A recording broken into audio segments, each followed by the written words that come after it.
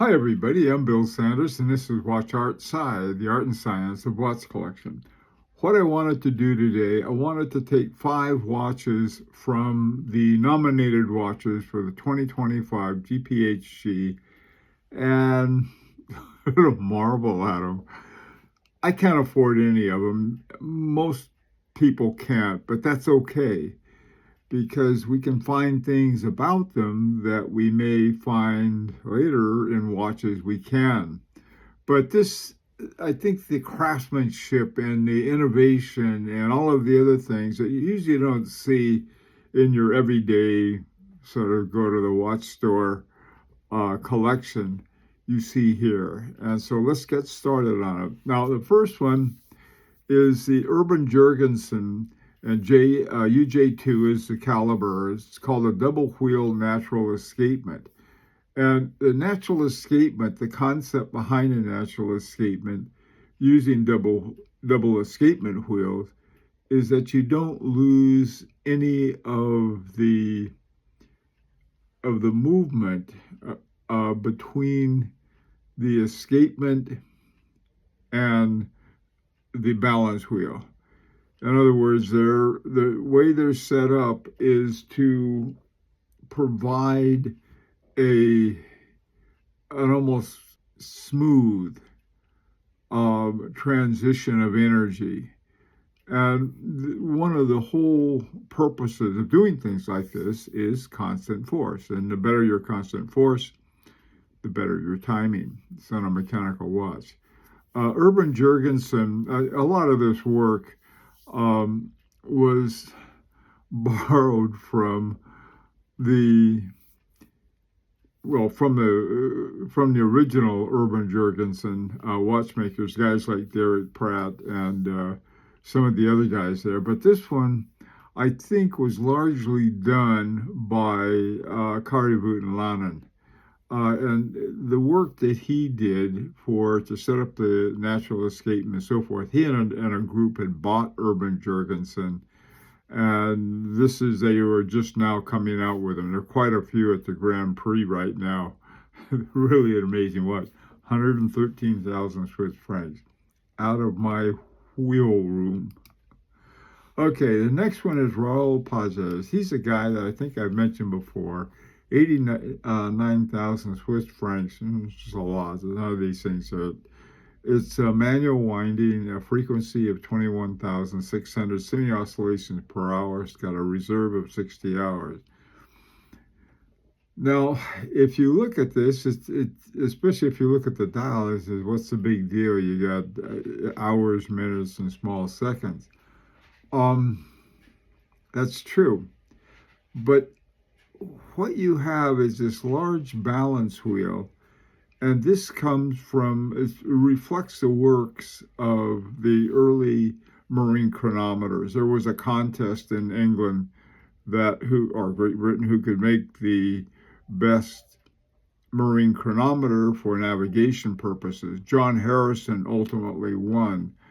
And one of the things they had was that they had this big balance wheel. Now, one of the things that Raul Pages added was a counterweight lever, and this enhanced the stability of the escapement.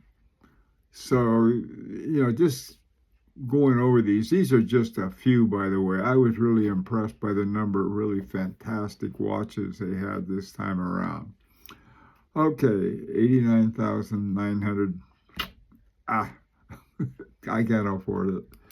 Okay, moving right along. Greubel Forsey, a Nano Foudroyante. This watch has created some amazing sort of nano mechanics. What they did with their caliber for the Nano Foudroyante is to use just a fraction of the movement parts that go into the movement, and then with the tourbillon have the tourbillon, then they set the Foudroyante on top of that. Now, why that's important? That thing has it has a rotation of every second, so it's really spinning. Now, the fact that it's really spinning means that you're using a lot of power. And so this was something, so there's a 24-hour power reserve. Well, I mentioned that, but then I also talked about the one at 40 hours. Some difference, perhaps. I think they did an earlier version of this, and this is the improved version. And with the improved version, they have the 40 hours, okay, rather than just 24. Also, too, it has a chronograph in it, though it's got about everything. Very clean watch. You can see pushers on both the crown and then the little pusher up at 2 o'clock. It costs $500,000 Swiss francs, 502,200. They said that this watch is definitely for the hobbyist, the collector who wants something really different. It's something that George Daniel said. He said, even because it's not the most practical thing in the world, that's where you get your charm. And I think this thing is charming, very much so. Love this watch. Okay, moving right along. Now this next one, Armin Strom.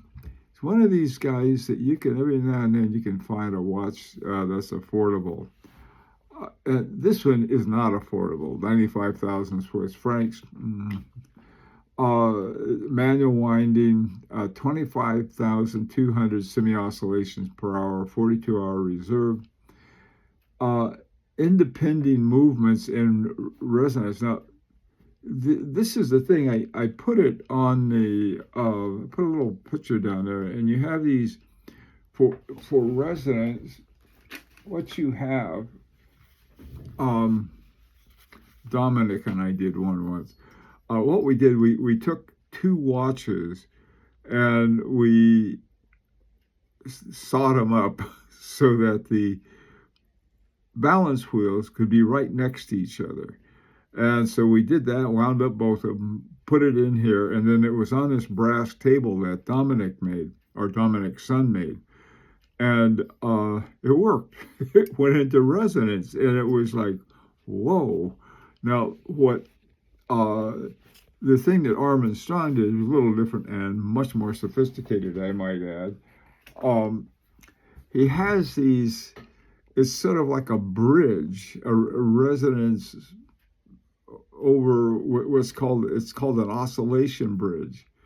And the arrow there is pointing to it. And so not only does it have the watch in using resonance, it also has dual time, because resonance watches use two movements, one for each of the balance wheels. This one does anyway. And this is a very simple matter to have the two different times. Now, you can see the crowns they're more like about 4 o'clock and 8 o'clock, maybe a little higher than that. But they're simply used to set the two time zones. Again, this is one of those watches where you have a really brilliant watchmaker working on these things. Now, this final one is, I think I may have talked about this before, still my favorite. This is Luca Soprano's Derek Pratt Remontoir Égalité. Now, what a Remontoir Égalité is that within the movement, you put a little, you add like a second mainspring, but it's not a mainspring, it's a hairspring. It's wound by the mainspring. But it does it fairly regularly so that when it unwinds and kicks into the escapement, the amount of power coming from the spring is pretty consistent. Whereas a regular spring, a regular mainspring, it keeps going down and down and down and down as it unwinds.